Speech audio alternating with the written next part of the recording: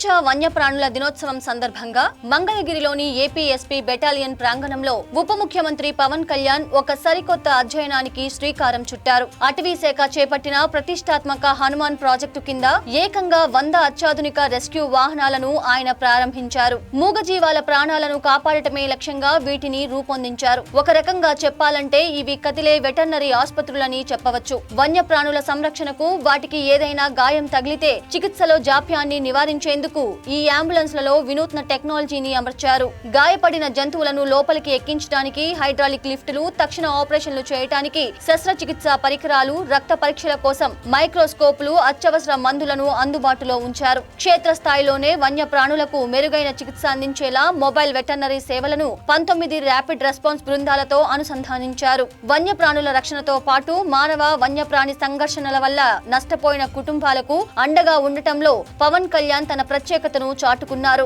గతంలో వన్యప్రాణుల దాడిలో మృతి చెందిన, గాయపడిన వారికి పరిహారం అందటం సంవత్సరాల తరబడి ఆలస్యమయ్యేది. కానీ కూటమి ప్రభుత్వం వచ్చాక రికార్డు స్థాయిలో 4 కోట్ల పరిహారాన్ని బాధితులకు త్వరితగతిన అందజేశారు. హనుమాన్ ఫౌండేషన్ ద్వారా ఈ సహాయక చర్యలను మరింత పకడ్బందీగా అమలు చేస్తున్నారు. పవన్ కళ్యాణ్ కేవలం మంత్రిగా ఆదేశాలు ఇవ్వటమే కాకుండా వ్యక్తిగతంగానూ జంతు ప్రేమికుడిగా నిలుస్తున్నారు. ఇటీవల తన తల్లి అంజనాదేవి పుట్టినరోజు సందర్భంగా విశాఖ జూలో 2 జిరాఫీలను ఏడాది పాటు దత్తత తీసుకున్నారు. ఇప్పుడు ఈ అంబులెన్స్ సేవల ద్వారా అడవి బిడ్డలైన వన్యప్రాణులకు ఒక సంజీవని లాంటి భరోసాను కల్పిస్తున్నారు జనసేనాని.